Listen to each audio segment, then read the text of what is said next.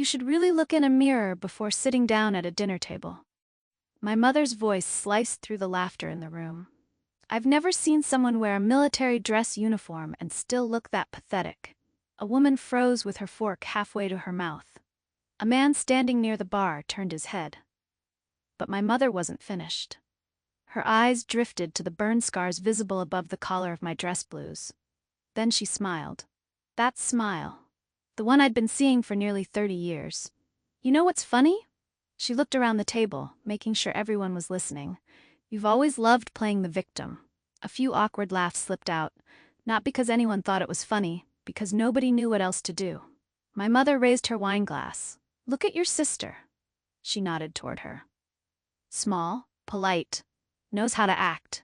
Then her eyes found me again. But you. The corner of her mouth lifted. You're just a reminder of every bad decision that was ever made. The entire room went silent. I could hear the ice machine humming in the kitchen, the air conditioning pushing through the vents, the scrape of a chair somewhere across the hardwood floor. No one looked at me. No one said a word. A woman near the end of the table suddenly became very interested in her salad.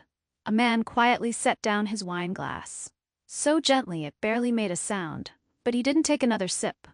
I sat perfectly still, both hands hidden beneath the table, my fingernails dug into my palms. The smell of grilled meat still hung in the air, barbecue smoke, red wine, expensive perfume, all of it mixing together until it made me feel sick. My mother leaned forward, her voice lower now, sharper, crueler. She used to be beautiful, she said it to the woman beside her, before she ruined herself. Then she shoved the plate in front of me. Clack! The plate slid across the oak table, hit the flower arrangement in the center. A wine glass tipped over. Dark red liquid spread across the white tablecloth, like blood.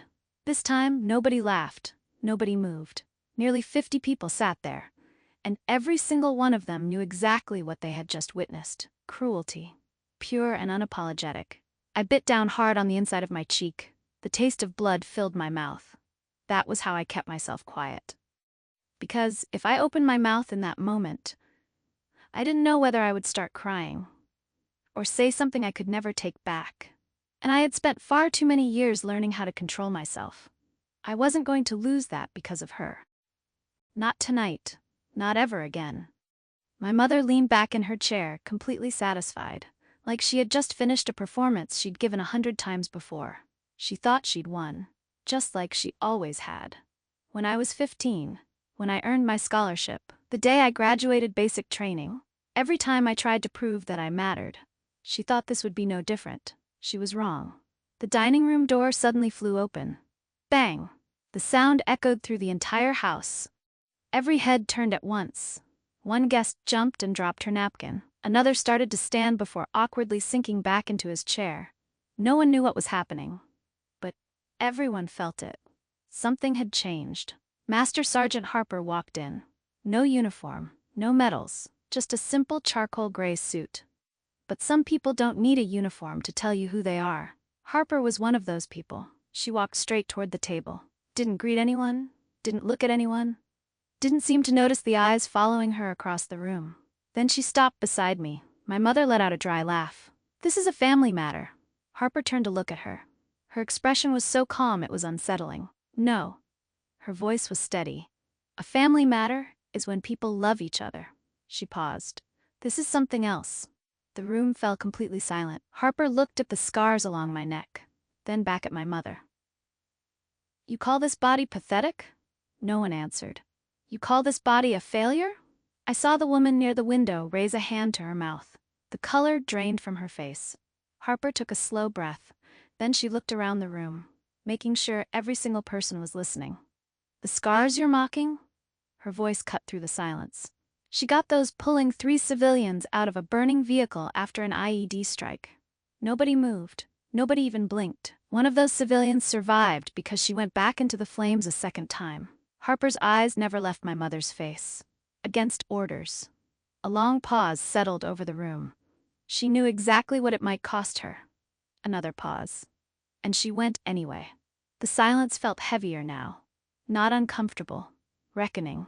Because for the first time all night, the truth was finally standing in the same room as my mother. and there was nowhere left to hide. Harper took another step forward. "Do you even know where those scars came from?" My mother said nothing. For the first time that entire evening, I watched her run out of answers. Harper reached into her pocket and placed a blackened challenge coin on the table. Clack. A small sound. But in that silence, everyone heard it. "This is all that was left after the ammunition depot explosion." Her voice dropped lower. "She pulled 6 people out of that fire. 3 surgeries. 3rd-degree burns. Shrapnel embedded inches from her spine." A man quietly shook his head. Someone else let out a slow breath. No one was looking at me the way they had before. And Harper still wasn't finished. She locked eyes with my mother. Then delivered the sentence that froze the entire room. "And you lived off the money those scars earned." The color drained from my mother's face. The wine glass in her hand trembled. A single drop of red wine fell onto the tablecloth. Harper pulled a document from her folder. $23,000. Her voice was calm. 13 separate transfers. Every single one came from Iris's disability compensation. No one took a breath. No one spoke. No one moved. Nearly 50 people were watching a family barbecue turn into a public reckoning. But the thing that finally brought my mother down didn't start tonight. It started 3 weeks earlier, at 9:17 p.m., with a text message that contained only 3 words. 3 words that made me jump to my feet in the middle of my apartment. 3 words that cracked the foundation of my family wide open. And at the time, I still had no idea the worst secret of all had only just begun to surface. Those 3 words didn't carry that kind of weight on their own. To understand why a text message at 9:17 p.m. could make me jump off the floor of my apartment, you have to understand what it was like growing up in that house. I didn't become the silent woman sitting at my mother's dinner table overnight. I was shaped into her, piece by piece, year after year. I grew up in a quiet neighborhood outside Raleigh, North Carolina. Light-colored houses lined the streets, lawns trimmed every Saturday morning, porch swings creaking in the breeze, the smell of barbecue drifting over backyard fences on Sunday afternoons. From the outside, my family looked perfect, at least in photographs. But family photos only capture the people standing next to each other. They don't capture the ones who feel alone inside their own home. My mother forgot my birthday long before she forgot how to call me her daughter.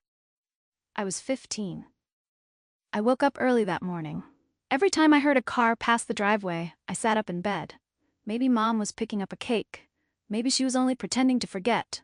Maybe she had a surprise planned. I told myself those things all day, through the afternoon, into the evening. No cake, no presents, no card. My mother walked past my bedroom 3 separate times. She never stopped once. Just before sunset, I rode my bike to the grocery store, bought a single cupcake, 1 candle, a box of matches. I sat alone on the back porch, stuck the candle into the cupcake myself, lit it myself, and sang happy birthday to myself. So quietly, I could barely hear my own voice. I had just blown out the candle when the back door opened. Emily stepped outside. She was only 13, still holding a napkin from dinner. She looked at the cupcake, then at me. "You didn't tell me," I smiled. "It's okay." Emily sat down beside me, then broke the cupcake in half. "Then we'll share it." That was the only birthday gift I received that year. And years later, that same little girl would be the one sending me a desperate text message for help. A year later, I received a full scholarship to the state university. I still remember how the acceptance letter shook in my hands. I ran from the mailbox into the house. My heart was pounding so hard it hurt. For the first time in a long time, I thought maybe my mother would be proud of me, just once. She was sitting in the living room. The television was on low volume, some afternoon talk show playing in the background. I handed her the letter. She read it and said nothing. I stood there, waiting. Finally, she looked up. "Only state?" That was it. No congratulations, no smile, no questions about what I wanted to study, no questions about how I pulled it off. She set the letter on the coffee table, then turned back to the TV. The conversation ended right there. I stayed in the living room for a few more seconds, waiting for her to say something else. Anything. But she didn't. The television host kept talking. The refrigerator hummed in the kitchen. The wall clock ticked in the hallway. That was all. Later that night, I was walking past the hallway when I heard her on the phone with a friend. She only got into state. Only. I stopped outside the doorway, still holding my scholarship letter. And for the first time in my life, I understood what it felt like to become invisible. After that day, I stopped sharing my victories with my mother. Every first achievement, every milestone, every success, I kept them to myself. When I was 17, I broke my high school's swimming record. The natatorium was packed, whistles blowing, water crashing against the lanes, parents cheering from the stands. When I touched the wall first, my coach grabbed me by the shoulders and pulled me out of the pool. He was grinning, wrapped a towel around me. "Where's your family?" I followed his gaze toward the third row, the seat I'd asked my mother to sit in. Empty. I looked again. Still empty. She's probably stuck in traffic. The lie came out automatically. My coach studied me for a moment, like he knew the truth, but he didn't embarrass me. He just squeezed my shoulder. "You swam one hell of a race." I smiled, then stood there surrounded by hundreds of cheering people, feeling so alone it hurt to breathe. When I told my mother I was joining the military, she was sitting at her vanity. The room smelled like perfume and hairspray. I signed the enlistment papers. She looked at me through the mirror. "College not working out?" "It isn't that." She picked up her lipstick. "Then I guess it was your only option," and went right back to applying it. She didn't ask when I was leaving. Didn't ask if I was scared. Didn't ask if I needed anything. Didn't ask why. It was as if I'd told her I was running to the store for milk. I stood there for another minute, waiting for her to turn around, waiting for some sign that she cared. A question. A warning. A hug. Anything. But all I heard was the click of the lipstick tube and the soft buzz of the bathroom light. That was the moment I stopped hoping she would become the mother I needed. I just didn't realize how many years it would take before I finally stopped trying to earn her approval. Graduation day at basic training. Everywhere I looked, people were being hugged. Parents were crying. Little kids ran across the field waving American flags. Families gathered for photos, arms wrapped around each other. I stood alone near the edge of the parade ground, both hands holding my cover. My eyes kept drifting toward the bleachers, even though I already knew no one was coming. A young soldier beside me had just finished hugging her mother. The woman turned toward me. "Honey, where's your family?" I smiled, the kind of smile people learn when they don't want anyone feeling sorry for them. "They couldn't make it." She nodded, then gently squeezed my shoulder. Just a small gesture. But I remembered it for years, because on that day, a stranger gave me more kindness than my own mother ever had. It took me a long time to understand what was really happening. Emily was always forgiven. I was always evaluated. If Emily broke a glass, it was adorable. If I broke one, I was careless. If Emily cried, she was sensitive. If I cried, I was dramatic. For years, I believed the problem was me. If I worked harder, if I became stronger, if I achieved more, maybe my mother would finally see me differently. But that day never came. Because in that house, my role had been assigned long before I understood the rules. I was the one who was always wrong, and Emily knew it. That was why she was different. She never treated me the way our mother did. Emily remembered my birthdays. Emily was the one who slipped a folded note into my backpack the day I left for basic training. 3 words written in her messy, 13-year-old handwriting. "Come back safe." I kept that note in my wallet for years. Through deployments, through training exercises, through hospital rooms, through everything. So when my phone lit up at 9:17 that night, and I saw Emily's name on the screen, I knew I couldn't ignore it. The message contained only 3 words. "I'm still okay." Anyone else would have read those words and moved on. I couldn't, because I knew my sister. I knew how she wrote. I knew the language we'd spent our entire childhood learning without ever speaking out loud. And I knew one thing immediately. Emily was not okay. She was asking for help. Emily wasn't okay. I knew it the second I saw the text. 3 words. "I'm still okay." My phone nearly slipped out of my hand. I shot up from the couch. My heart was pounding so hard I could hear the blood rushing in my ears. Because that wasn't a normal sentence. It was a code. A code that only Emily and I knew. 15 years earlier, we had been sitting on the floor of Emily's bedroom, curled up against the wall. Outside, my father was slamming cabinet doors in the kitchen. something made of glass shattered. Then came the yelling.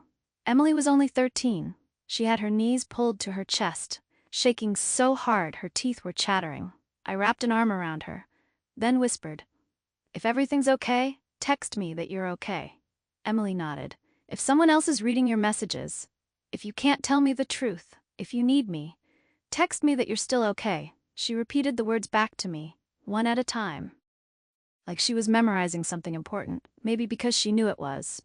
Eventually, my father left. Life seemed better afterward, and I honestly thought we'd never need that code again. I was wrong. I looked at the clock, 9:17 p.m. The message had been sent less than a minute earlier. I pulled up Emily's contact, started to hit call, then stopped. If someone was controlling her phone, a surprise phone call could make things worse. I took a breath, sat back down, then did what the military had taught me to do years earlier: gather information before taking action. The first person I called was Diane, our old neighbor who still lived 2 houses down from my mother's place. She answered on the second ring. After a minute of small talk, I asked the question, "How's Emily been lately?" Silence. Just for a moment. But it was long enough to make my stomach tighten. Diane let out a slow sigh. "She's gotten so thin." I didn't say anything. Diane continued, "I don't think I've seen her out with friends in over a year." My grip tightened around the phone. "Is she still working?" "I don't think so." No, I only ever see her at the house." A few more seconds passed. Then Diane spoke again, and this time her voice sounded different, concerned. "Iris? Yeah?" I don't see Emily smile anymore. That hurt more than anything else. Not because it was dramatic, not because it confirmed my fears, but because I knew exactly what that meant.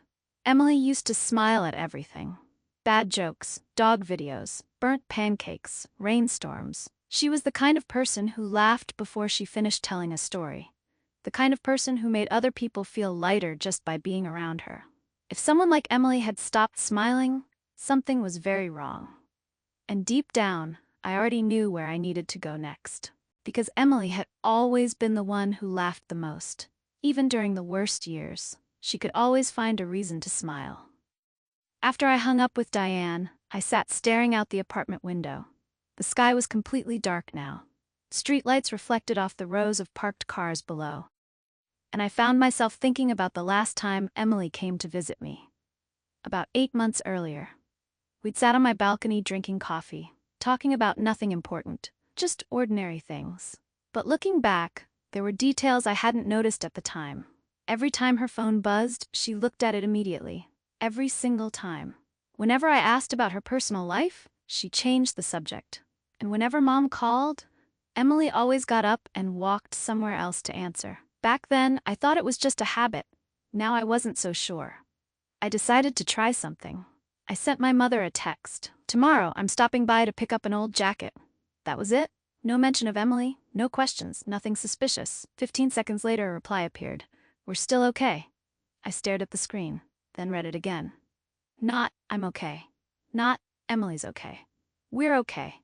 We. Emily never used that word. My mother did, all the time. A cold feeling crawled down my spine, because suddenly, I wasn't sure who had been reading those messages or who had sent them. I opened the text thread again, studied every message from the past few months. The more I looked, the worse it felt. Short answers, careful wording, nothing personal, nothing that actually sounded like Emily. How had I missed it? The answer was simple. Because I trusted her. Because I never imagined I would need to verify whether my own sister was the one speaking to me. I looked at the clock, 9:34 p.m., then I looked back at the message. I'm still okay. The code, the warning, the plea for help. For 15 years, those words had meant only one thing. Come get me. I stood up, walked straight to the hallway closet, grabbed my keys. The familiar weight of them landed in my palm. A moment later, I was pulling on my jacket. My overnight bag was already sitting near the front door before I consciously decided to pack it. Military habits. Prepare first. Think later. Because deep down, the decision had already been made. I wasn't going to wait until morning. I wasn't going to send another text, and I wasn't going to ask permission. If Emily needed me, I was going home. I grabbed my jacket, walked out of the apartment, and started driving toward the neighborhood where I grew up. The entire drive, I left the radio off. No music, No podcasts, nothing. Just my thoughts. And all of them were about Emily. Somewhere along the way, another memory surfaced. A small one. The kind you don't think about until years later.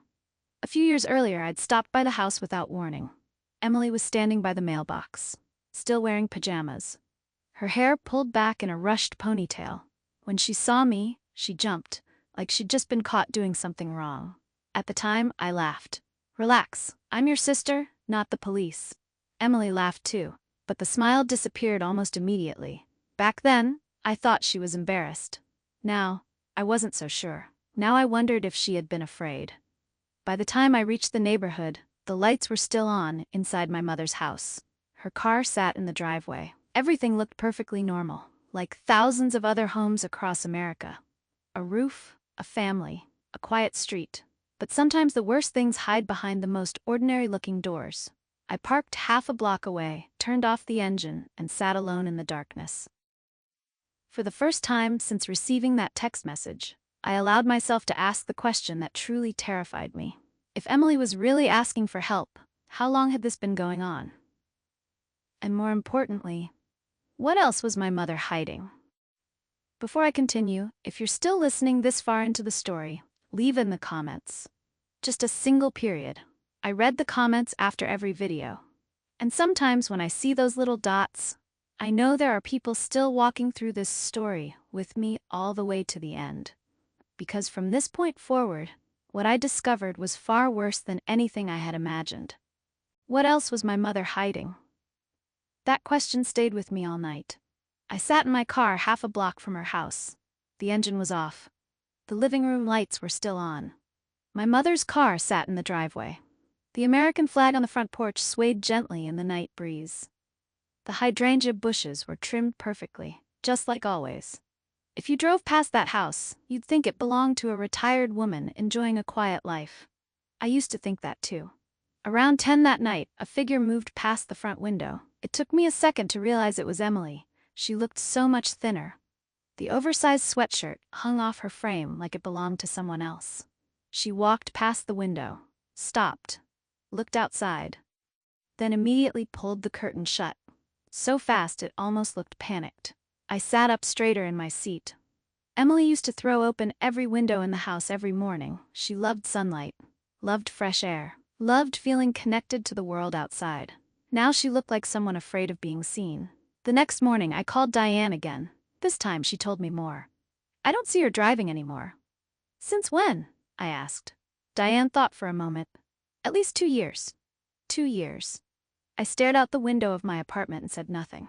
Diane kept talking. "I don't see her friends come by anymore either. Not one of them." Then her voice dropped. "Last week I saw Emily taking the trash out close to midnight." I frowned. "Midnight?" "Yeah." Diane hesitated. She looked around before she stepped outside, like she was checking to see if anyone was watching. My grip tightened around the phone, because people don't scan their own front yard like that. Not when they feel safe. That afternoon, I drove to the house without telling anyone. No phone call, no text, no warning. As soon as I turned into the driveway, I saw her. Emily was kneeling on the front porch, a scrub brush in one hand, the other braced against the concrete. Her right knee was wrapped in white bandages. Sweat had soaked through her hair. It was pushing 90 degrees outside. I hit the brakes. Emily looked up, and for one brief moment, I saw relief on her face. Pure relief. Like someone stranded in the ocean finally spotting a rescue boat on the horizon. Like someone who had been waiting for help for a very long time. Then the front door opened, my mother stepped outside, and that relief vanished instantly. Gone, as if it had never been there at all. I have forgotten a lot of things over the years. Names, addresses, dates, but I never forgot that moment. Because that was the first time I saw fear win a fight against hope right in front of my eyes. And once you see something like that, you can't unsee it. Because it lasted less than a second, but it told me everything I needed to know. Mom didn't know I was coming. My mother smiled. A glass of wine still in her hand. I looked at Emily. "What happened to your knee?" Emily opened her mouth. But before she could answer, my mother answered for her. "She fell on the stairs." I kept my eyes on Emily. "Did you?" Emily glanced at my mother.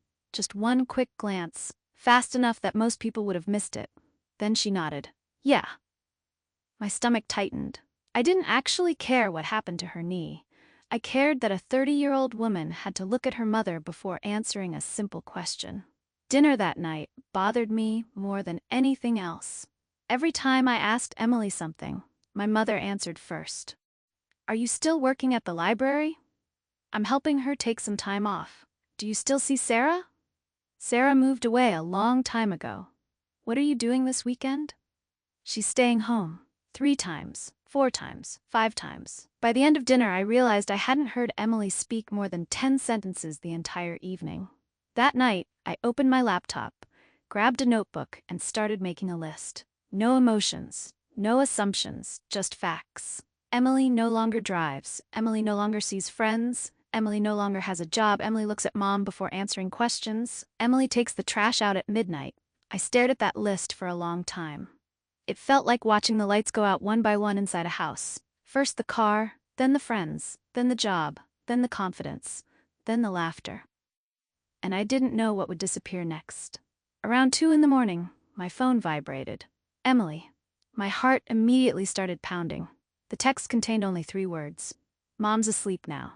I sat up straight, then typed back immediately. Do you still have your documents? Almost a full minute passed before her reply appeared. No. A cold knot formed in my stomach. I typed again. Driver's license? No. Birth certificate? No. Passport? No. The answers kept coming. Short. Fast. Almost like she'd already expected the questions. I stared at the screen. People lose things. People misplace paperwork. That happens, but nobody accidentally loses everything. Not all at once. Not every form of identification. Not every document that allows them to work, travel, open accounts, or leave. My fingers hovered over the keyboard. Then I finally asked the question I had been avoiding. Who has them? The typing bubble appeared. Disappeared. Appeared again. Then vanished.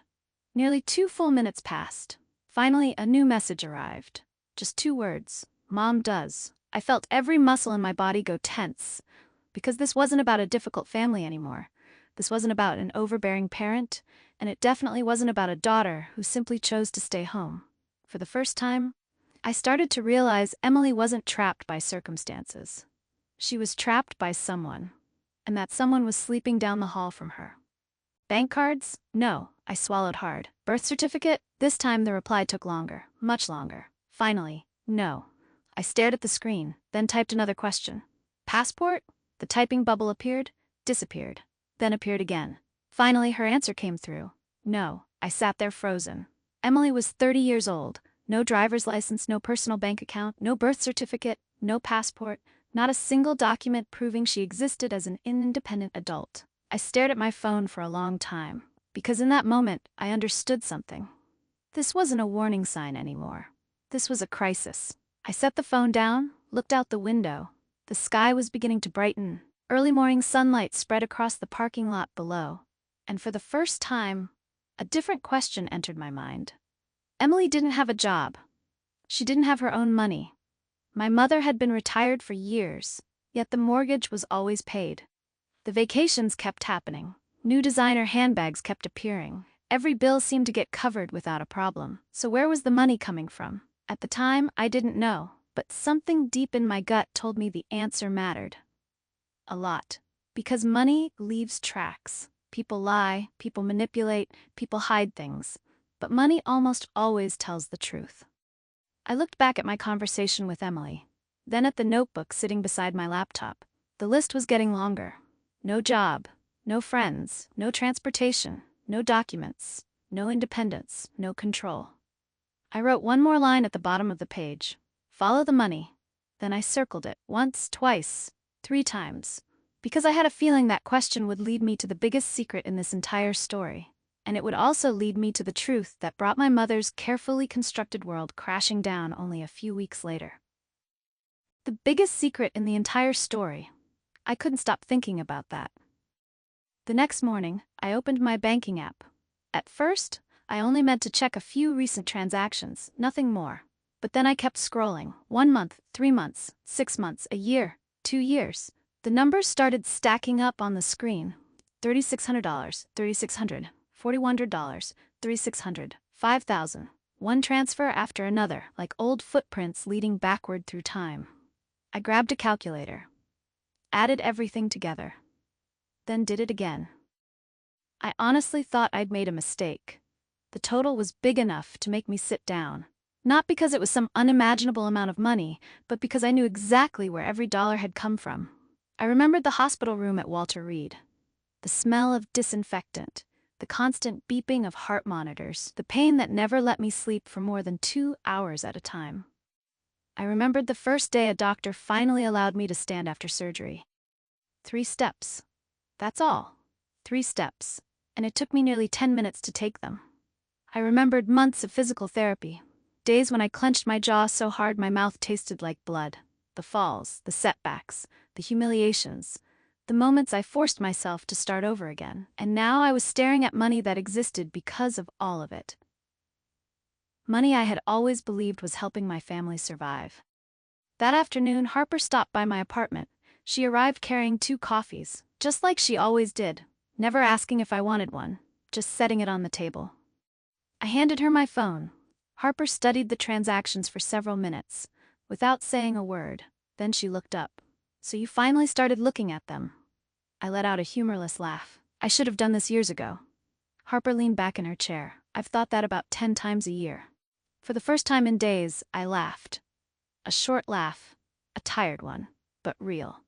That night, a text came from Emily. "Mom's in the shower." A second later, another notification appeared, an image. Then a second image. The first one was blurry, like her hands had been shaking while she took it. The second was clearer. A photo of an iPad screen. I frowned. I didn't understand what I was looking at. Then my phone vibrated again. A new message appeared beneath the photos. And the moment I read it, every hair on the back of my neck stood up. Because suddenly, the missing money, Emily's isolation, the missing documents, and my mother's desperate need to control everything, all started pointing toward the same place.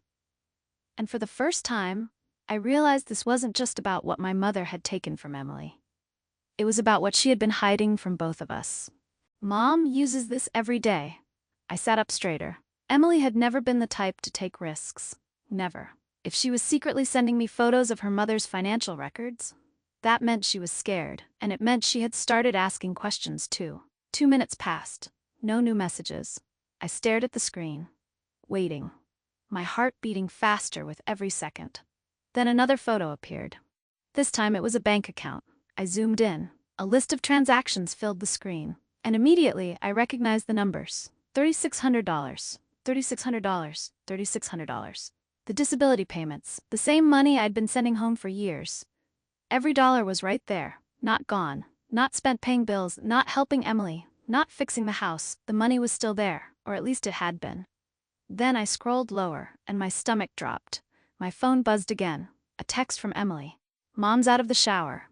Then silence. Complete silence. I looked at the clock. 1 minute, 2 minutes, 3. Nothing. My mind started creating a dozen different scenarios. I almost called her. Almost. Then the screen lit up. A new message. "I'm okay." I let out a breath so hard it startled even me. The next photo appeared. This one was much clearer. I could see individual transactions, hotels, restaurants, shopping, personal transfers. Then one name caught my eye. R. Kellerman. I stared at the screen. R. Kellerman. There it was again, and again, and again. 1 transfer, 2, 5, 10. The name was everywhere, like a shadow running through every account. I quickly texted Emily. "Do you know who this is?" The typing bubble didn't appear for nearly a minute. Then finally, a reply. "Ryan," just one word. A few seconds later, another message arrived. "Mom says he's a friend." I looked back at the transactions. A friend? Maybe. But friends don't usually receive thousands of dollars over and over again, not for years. Not with no explanation. I opened the photo again and zoomed in further. The dates stretched back much longer than I expected. Months, years. The transfers weren't random. They were consistent, predictable, almost scheduled. The kind of pattern that doesn't happen by accident. My pulse quickened, because suddenly, I wasn't looking at a family problem anymore. I was looking at a financial trail, and financial trails usually lead somewhere. I typed one more question. "How long has Ryan been around?" Emily's reply came almost instantly this time, as if she didn't need to think about it. "Since Dad left." I froze. "Read the message again." Since Dad left, that wasn't a few months. That wasn't a recent friendship. That was years. An entire hidden chapter of my mother's life. One she had somehow managed to keep buried from everyone, including her own daughters. I stared at Ryan Kellerman's name on the screen. Over and over. The transfers, the secrecy, the missing money, the missing documents, Emily's isolation. For the first time, the pieces didn't feel random anymore. They felt connected. And deep down, I had the unsettling feeling that Ryan Kellerman wasn't going to be a side character in this story. He was going to be the reason everything finally fell apart. A friend. I looked back at the transaction history. Nobody sends that kind of money to a friend. Nobody pays hotel bills for a friend. Nobody hides bank accounts from their daughters because of a friend. Harper was still sitting across from me. I turned the screen toward her. She read the name, then slowly set down her coffee. She didn't say anything right away. That was one thing I'd learned about Harper over the years. Whenever she stayed quiet too long, the situation was usually worse than I thought. Finally, she pointed to the screen. Here, I followed her finger. A wire transfer, $7,200. Recipient, Ryan Kellerman. My throat suddenly felt dry. $7,200. More money than I'd spent on myself during nearly 6 months of rehabilitation. My phone vibrated again. Another message from Emily. One final photo. This time it was a screenshot of a text conversation. Just a small piece of it. But it was enough. Ryan had sent my mother a message. Miss you already. A red heart sat beneath it. I stared at the screen, then looked at Harper. Neither of us spoke. We didn't need to. Because for the first time, the pieces were starting to fit together. The money, the trips, the lies, the hidden accounts. Ryan, everything was connecting into a single line, and it wasn't pointing somewhere good. If you're still with me at this point in the story, leave a 1 in the comments. And if you're enjoying the video, don't forget to hit the like button. I read the comments after every upload. And back then, I honestly thought I'd found the truth. I was wrong. Because Ryan Kellerman wasn't the biggest secret. He was just the door leading to it. A few days later, when I started digging deeper into who he really was, I found something that left both Harper and me sitting in complete silence for nearly an hour. Neither of us could find a single word to say. Because what we uncovered wasn't just another lie. It changed the entire story. And suddenly, everything my mother had done started making a terrifying kind of sense. I thought I had finally found the truth. I was wrong. Ryan Kellerman wasn't the biggest secret. He was just the doorway leading to it. And I discovered that less than an hour later. That night, Harper was still sitting at my kitchen table. The laptop sat open between us, the smell of cold coffee mixed with the steady hum of the refrigerator. I typed Ryan Kellerman's name into a search bar. It took less than 10 minutes to find him, and the next 20 minutes made me wish I never had. Ryan wasn't wealthy. He wasn't a successful businessman. He wasn't some well-off retiree. He had filed for bankruptcy, twice.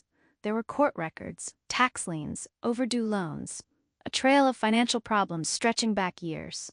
I stared at the screen, then looked at Harper. Something's wrong. Harper nodded. Very wrong. The thing that chilled me wasn't that Ryan had been receiving money. It was that he needed money, a lot of it, constantly, for years, like a hole that could never be filled. I reopened the transaction history Emily had sent. Harper grabbed a legal pad, started writing down dates, amounts, recipients. For nearly an hour, we worked in silence. Then a pattern emerged. The largest transfers always appeared right after Ryan hit another financial crisis. A missed payment, a lawsuit, a collection notice, then a wire transfer. A few weeks later, another, then another. I looked at the arrows Harper had drawn connecting the dates. It felt like watching someone drain the life out of me one transaction at a time. My phone vibrated. Emily. I opened the message immediately. Mom's asleep. Attached was another photo. I zoomed in, and my stomach dropped. It was my mother, and Ryan. Standing in front of a hotel in Florida. Ryan had his arm wrapped around her waist. Not friends, not acquaintances, not some harmless retirement companion. I checked the date, 3 years earlier. Exactly when I'd been recovering from my second surgery. Exactly when I could barely walk. I slowly set the phone down. Didn't say a word. Neither did Harper. She just looked at me, and I knew she was thinking the same thing I was. While I was learning how to walk again, my mother was taking vacations. with my money. The silence between us felt heavier than any conversation could have. Then my phone vibrated again. Another message from Emily. This one wasn't a photo. It was a single sentence. And the moment I read it, every theory we had built that night suddenly seemed too small. Because the message didn't explain the money. It explained the fear. And once I understood that, everything changed. I think Mom loves him. Before I could reply, another notification appeared. Emily is typing. Then it disappeared. A few seconds later, it came back. Then vanished again. I frowned. Something felt wrong. 30 seconds passed. Nothing. A full minute. Still nothing. Then my phone lit up. Mom just walked past my room. I stared at the screen. Didn't answer. The phone was starting to slip in my hand from sweat. 3 more minutes passed. Nothing. No period. No words. No sign she was still there. Harper looked at me. Emily? I nodded. My throat had gone completely dry. Then finally, my phone vibrated. I hit it. I closed my eyes, let out a slow breath. For the first time since this started, I truly understood how much Emily was risking. She wasn't just sending evidence. She was gambling with the only place she had left to live. A few minutes later, another message appeared. Mom's awake, followed by a lock emoji, then silence. Complete silence. The next morning, Emily sent another folder of photos. This time it wasn't screenshots. It was receipts, hotel receipts, restaurant bills, airline tickets. I scrolled through them one by one. Florida, Nevada, South Carolina. Some trips lasted a week, others nearly 2. The farther I scrolled, the colder I felt. One trip happened during the exact week of my 3rd surgery. Another happened the same month I sent the largest transfer of all. $7,200. And suddenly, I remembered the phone call. My mother's voice, the urgency, the panic. She'd told me the roof was damaged, said it needed emergency repairs, said insurance wasn't covering enough of the cost. I transferred the money within 15 minutes, didn't ask a single question, didn't request a receipt, didn't ask for proof, because she was my mother. And because at the time, I still believed helping her was the right thing to do. Now I was staring at a receipt from a beachfront resort. The amount matched almost perfectly. The date matched too. I looked at the invoice, then at the bank transfer, then back again, over and over, hoping I had missed something, some explanation, some detail that would make it all make sense. But there wasn't one. Just numbers, dates, facts, the kind of facts that don't care what you want to believe. Harper slowly leaned back in her chair. Neither of us spoke for a while. Finally, she said the thing neither of us wanted to admit. That roof was never repaired. I swallowed hard, because the worst part wasn't the money. It wasn't even the lies. It was realizing how easily I'd believed them. How many times I'd sent money because I thought I was helping family. How many times I'd ignored that little voice telling me something wasn't right. I looked down at the growing stack of evidence. The transfers, the photos, the trips. Ryan. And for the first time, another possibility entered my mind. What if my mother hadn't just been taking my money? What if she'd been taking Emily's future too? The thought hit me so hard I stopped breathing for a second. Because if that was true, then everything we had uncovered so far was only the beginning. I laughed, not because anything was funny, but because for the first time, everything was painfully clear. By that afternoon, Harper had spread every piece of evidence across my kitchen table. Photos of Ryan, bank transfers, hotel receipts, text messages, handwritten notes, dates connected by arrows. The whole table looked less like a kitchen and more like an investigation room. I pinned Ryan's photo to the board, then pinned my mother's beside it, and stood there staring at both faces, for a long time. One of them was lying, maybe both. But the thing that held my attention wasn't either of them. It was the name that kept appearing in the middle of everything. Mine, my money, my sacrifices, my years of recovery, my pain. Every road somehow led back to me. I stood there looking at the board, at the evidence, at the timeline we'd built piece by piece. And suddenly I realized something. This wasn't confusion anymore. It wasn't suspicion. It wasn't even a mystery. It was proof. I think it's time to end this. My voice sounded calmer than I felt. Harper looked up. What do you mean? I kept staring at the board, at Ryan, at my mother. And for the first time since Emily's text arrived at 9:17 that night, I knew exactly what I was going to do. I'm not confronting her in private. Harper didn't interrupt. I'm done with closed doors. I turned toward her. "I want everyone to know." The room went quiet. Harper studied my face for a moment, as if making sure I truly meant it. Then she nodded. Just once. A small nod. But it told me everything. The plan had begun, and a few weeks later, at my mother's Father's Day gathering, with nearly 50 guests sitting around those tables, the woman who had spent decades controlling every narrative would discover something she had never experienced before. A room full of witnesses, because for the first time in her life, there would be nowhere left to hide from the truth. And when that day finally came, the evidence on my kitchen table would be the least damaging thing waiting for her. A few weeks later, everything was ready. I'd waited nearly 3 weeks for that day. Not for revenge. Not to win. But so the truth could finally stand in the same room as my mother, and have nowhere left to hide. That year's Father's Day gathering was held at her house. Just like always. The driveway was packed. The smell of barbecue drifted through the neighborhood. Laughter spilled from the front porch. Neighbors, church friends, members of her charity club. People she'd spent years carefully building a reputation around. I sat in my car for a few minutes before going in, looking at the house, the glowing windows, then down at the dress blues I was wearing. It wasn't the first time I'd put on that uniform, but it was the first time I'd worn it without needing to prove anything to anyone. I knew tonight would change everything. The only difference was, nobody else knew it yet. When I walked inside, I immediately spotted Emily. She was standing near the kitchen counter, a pale blue dress, her hair neatly pulled back, and for the first time in months, she was standing tall, not looking at the floor, not hunching her shoulders, not constantly scanning the room as if she were waiting for someone to get angry. Emily saw me, and just a little. But it was enough to remind me of the 13-year-old girl who split a birthday cupcake in half because nobody else remembered my birthday. She was still there. She'd just been buried for a very long time. My mother stood in the center of the living room, holding court, wine glass in hand, telling stories to a small crowd. Laughter followed every punchline. Everything looked perfect, at least from the outside.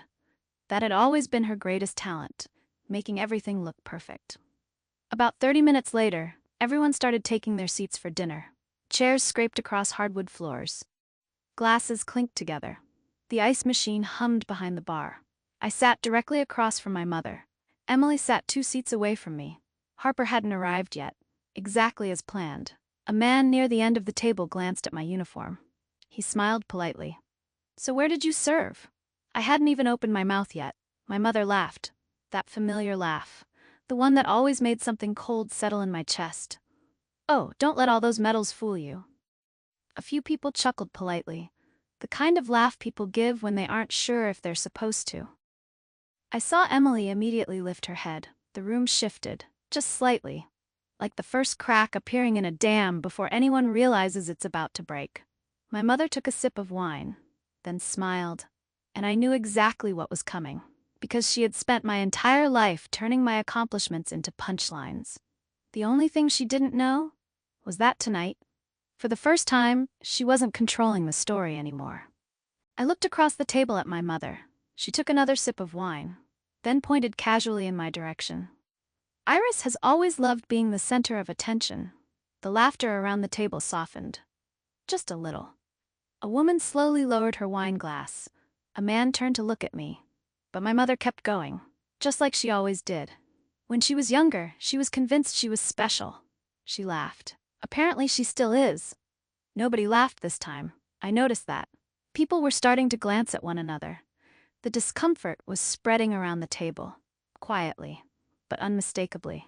My mother either didn't notice or didn't care. Then her eyes settled on my neck, on the scars visible above the collar of my dress blues. The smile on her face changed. I knew that smile. I'd known it since I was 10 years old. It always appeared right before she said something cruel. Such a shame. Her voice carried easily across the room, loud enough for everyone to hear. No one wants to stare at those scars during dinner.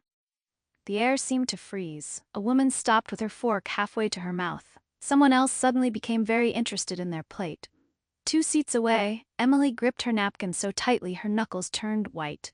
My mother shook her head. then sighed as if she were the one suffering. Honestly, Iris. She took another sip of wine. Sometimes I wish you'd stop making everything about yourself. The room went dead silent. No laughter, no conversation. Nothing. A man blinked several times as if he couldn't believe what he'd just heard. The woman beside him slowly set her fork down on the table. I looked around the room. Nearly 50 people. Neighbors. Church friends. People who had spent years admiring my mother, and for the first time, I could see it happening. The cracks. Not in me, in her. Because cruelty sounds very different when it's no longer hidden behind closed doors. My mother thought she was embarrassing me. She thought she was winning.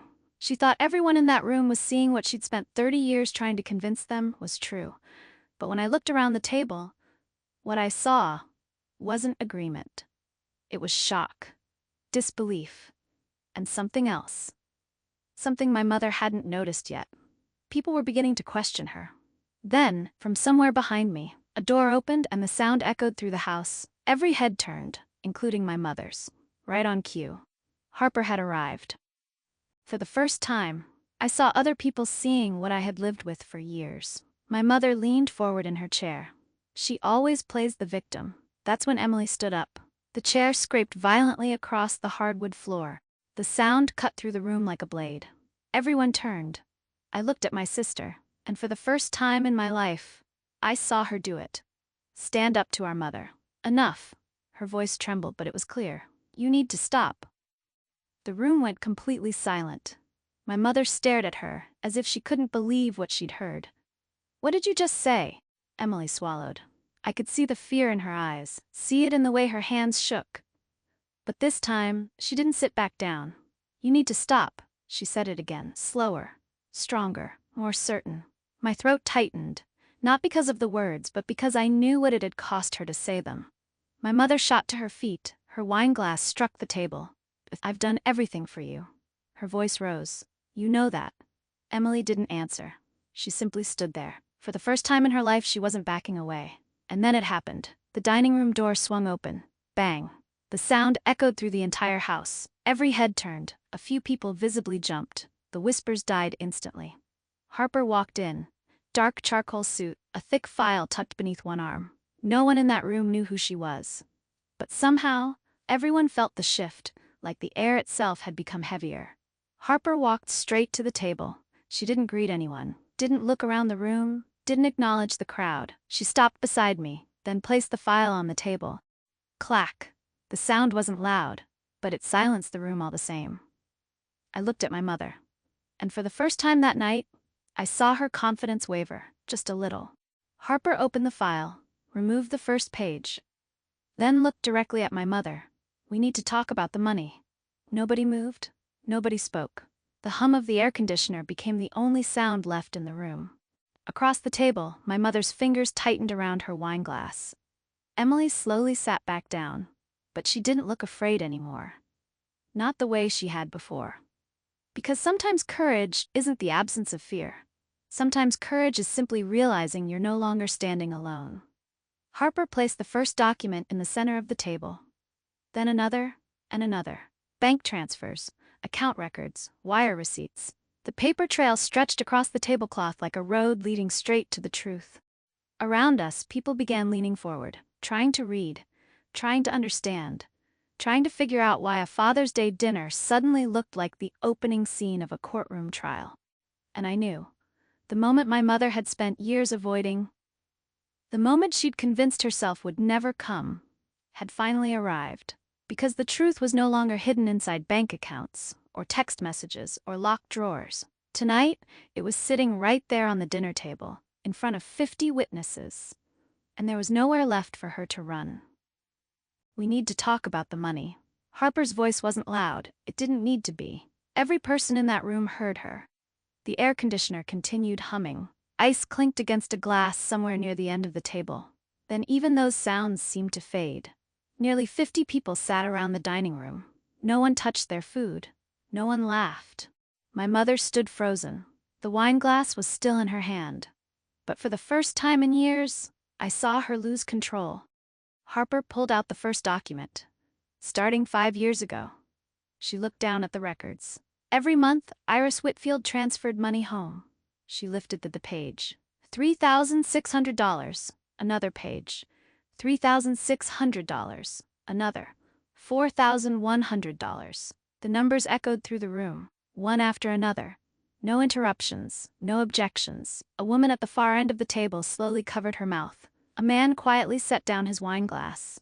I think he had just realized this was no longer a family dinner. My mother forced a smile. She was helping her family. Her voice didn't sound nearly as confident as it had earlier. Harper nodded. That's true. Then she placed a stack of receipts on the table. Which brings us to an important question. She looked directly at my mother. What exactly do you mean by family? One receipt after another spread across the table. A beachfront hotel in Florida, a luxury resort in South Carolina, fine dining bills, airline tickets. Around the room, people started exchanging glances. The discomfort was no longer subtle. It was visible. Harper reached into the folder again, then placed a photograph in the center of the table. This time everyone could see it. My mother. Ryan Kellerman, standing in front of an oceanfront hotel, Ryan's arm wrapped around her waist. No explanation was necessary. A sharp exhale came from somewhere near the end of the table. A woman whispered under her breath, "Oh my God." The color drained from my mother's face. "He's just a friend." The words came out too quickly, too rehearsed, too desperate. Harper didn't argue. She simply placed another page on the table, a screenshot, a text message. "Miss you already." Silence. Complete silence. Because there was nothing left to debate. I looked around the table. The same people who had laughed along with my mother earlier were now staring at the documents. Some looked embarrassed. Some looked angry. Several couldn't even meet her eyes. The image she had spent years building was beginning to crack right in front of them. And the worst part for her wasn't the evidence. It was the witnesses. Because lies are easy to maintain in private, they're much harder to defend when 50 people are watching them collapse at the same time. Across the table, my mother's hand tightened around her wine glass. I could see her searching for an explanation, for an excuse, for someone to rescue her. But nobody moved. Nobody spoke. Nobody came to her defense. And that was when I realized something. The room had already decided who they believed. Harper wasn't finished. Not even close. Because the money was only the beginning. And the next document in that folder was the one that would finally explain what had happened to Emily. Some people just sat there, frozen, like they were trying to reconcile everything they'd just heard with the woman they thought they knew. Then Harper said the sentence that changed everything. "The money isn't the worst part." My mother looked up. So did I. The entire room turned toward Harper. She glanced at Emily, then gave her a small nod. Emily stood. I could see her hands trembling, but she stood anyway. She didn't lower her head, didn't stare at the floor, didn't ask permission. This wasn't the same woman who had been scrubbing the front porch a few weeks earlier. Emily stepped forward, then placed a white envelope in front of our mother. "You should read this." Her voice was quiet, but steady. My mother opened the envelope. The color drained from her face almost instantly. Her eyes widened. Her hands began to shake. The envelope slipped from her fingers onto the table. A few guests leaned forward, trying to see the document. Harper answered the question before anyone could ask it. Asset freeze order. The room went dead silent. The wine glass fell from my mother's hand, shattered against the hardwood floor. Red wine spread across the wood like a stain no one could ignore. Nobody bent down to clean it. Nobody rushed over to help. For the first time in her life, no one was trying to protect her image. My mother looked at Emily. Not at me. Not at Harper. Only Emily. "You did this?" Her voice was barely audible. Emily swallowed, then nodded. "Yes." A long silence followed. I think my mother expected an apology, or an explanation, or a last-minute change of heart. But Emily gave her none of those things. She simply stood there, back straight, calm, free. 3 months later, the case went to court. I didn't attend. I didn't need to. Emily did. A few weeks afterward, she told me about it. My mother sat in the front row. Emily sat behind her, only a few feet apart. For the entire hearing, neither woman spoke to the other. Not once. The lawyers did all the talking. The documents did the rest. Bank records, transfer histories, financial statements, account activity. Years of decisions reduced to paper and evidence. And according to Emily, The strangest part wasn't the judge, or the attorneys, or even the ruling. It was watching our mother sit perfectly still while the truth was read aloud. Because for decades, she had controlled every version of every story. But in that courtroom, facts didn't care who she wanted to be. And facts don't get intimidated. They don't feel guilty. They don't stay quiet. They simply exist, one after another, until there's nowhere left to hide. And by the end of that hearing, the woman who had spent her entire life controlling everyone around her was finally facing the one thing she could never control: the consequences. My mother never turned around. Not once. She didn't look at her daughter, didn't ask how she was, didn't apologize, didn't say anything at all. When the judge read the ruling, she kept her eyes fixed straight ahead, as if Emily didn't exist in the room. When Emily told me that part of the story, she stopped talking for a long time. Then she said something I'll never forget. That's when I finally understood. She looked down at her coffee before continuing. I didn't lose a good mother. A pause. I just stopped waiting for her to become one.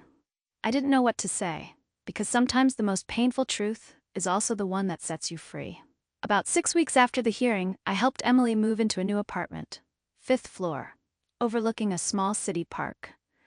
It wasn't big, it wasn't fancy, but it was the first place in her life that truly belonged to her.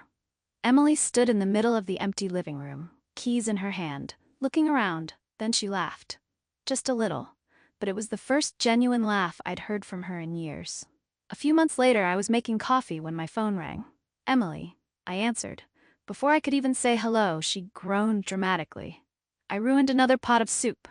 I laughed. How many times is that now? 3. Are you learning how to cook or declaring war on your kitchen? This time she laughed out loud. The sound echoed through the phone. Natural, easy, normal. And that was the moment I realized something. We had survived. Not perfectly, not without scars, but we were still here. These days, every morning starts about the same. I make coffee, listen to the refrigerator hum in the kitchen, water the plants on my balcony, watch the sunlight creep across the floor. Life isn't perfect, but it's peaceful. And sometimes peace is the most valuable thing a person can ever have. If you've made it this far, leave a 2 in the comments. I'd love to know you're still here. And if you'd like to spend more time with Iris and Emily, let me know. There are more chapters to their story, more moments that never made it into this one. And if any part of this story felt familiar, if any piece of it sounded like something you've lived through yourself, then I hope you remember this. The people who hurt you do not get to decide your worth. And the day you stop waiting for someone else to become who you needed them to be, may be the day your own life finally begins.